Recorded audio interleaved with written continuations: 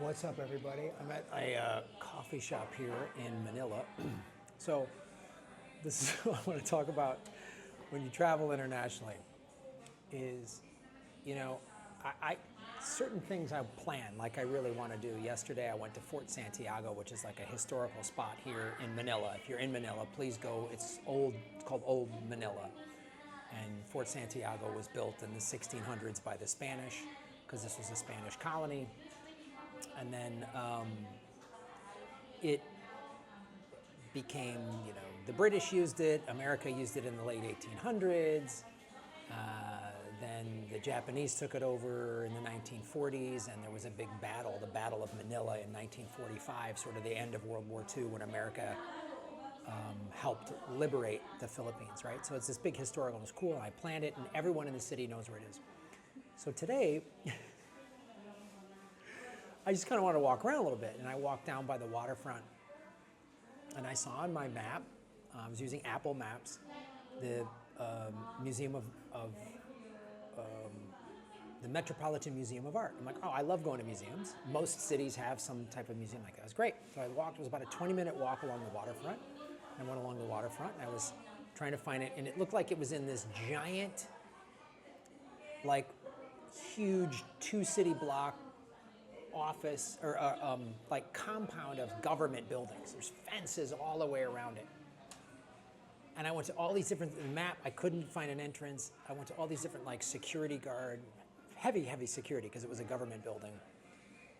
And they kept saying, oh, it's down there. And they look at the map, and I was like, Museum of Metropolitan Museum of Art. And they're like, oh, what? They're like, one time the security guard was asking, like, some old like street vendor dude. And I was like, I walked around the city block, talked to 4 different security guards, 4 different checkpoints. They all told me different things. And I never found it. I couldn't find it. And it's one of those things, I always call it, it's gonna happen when you travel. There's gonna be a boondoggle day.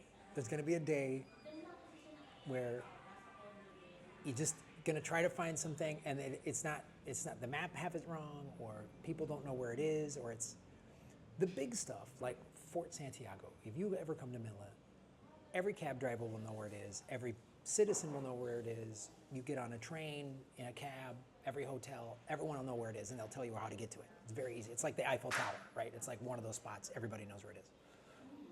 But so it's the stuff where you find these boondoggles, man. And, the instinct of like, man, get all frustrated. My plans. Let that go. I just was like, all right, this is part of the experience. And so I ended up now at this little coffee shop, and I was like, got this, it's basically boba. They call it milk tea, and they don't call these boba, they call them black pearl in the Philippines for whatever reason. So I got this sort of green tea, jasmine, and they put this like actual milk.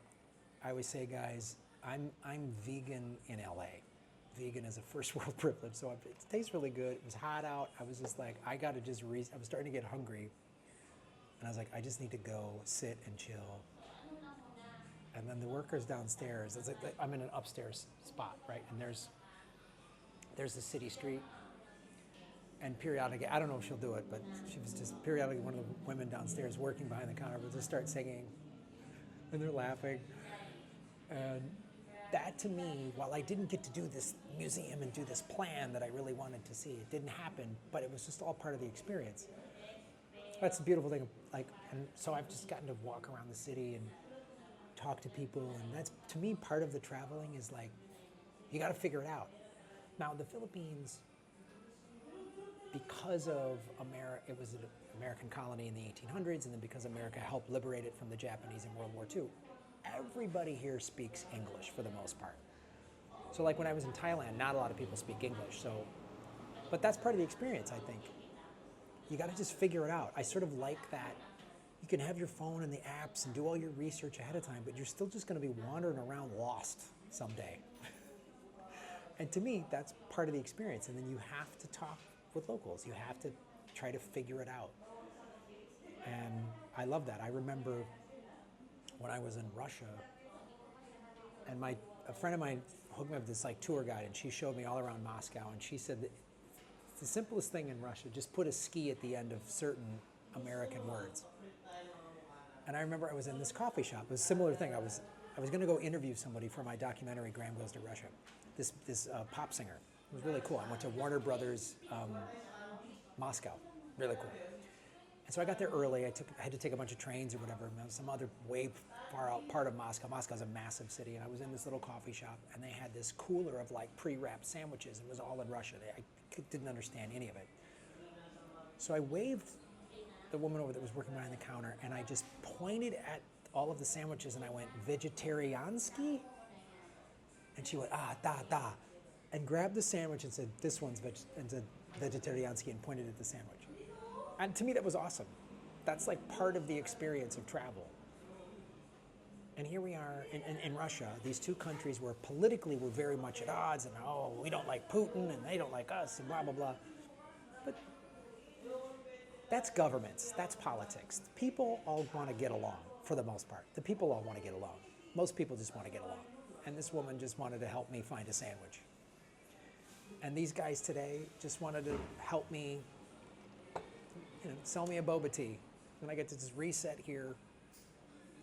And then I reached out, I was trying to find, then I saw this other map of a sports museum. There's this whole sports complex. There's like a baseball stadium. So I was like, all right, I'll go to the sports museum. That's all under construction, so that shut down. And then, because I'm a Bitcoiner, there's the Orange Pill app. If you're into Bitcoin or new to Bitcoin, download the Orange Pill app, it's free. And then you can open it up and see other Bitcoiners in your area. So I reached out and found this dude who's from Europe or something, Austria, or maybe he's from Spain, I forget. But he's a Bitcoiner, and I'm meeting this dude for dinner. We're just gonna, two Bitcoiners are gonna hang out talking Bitcoin. So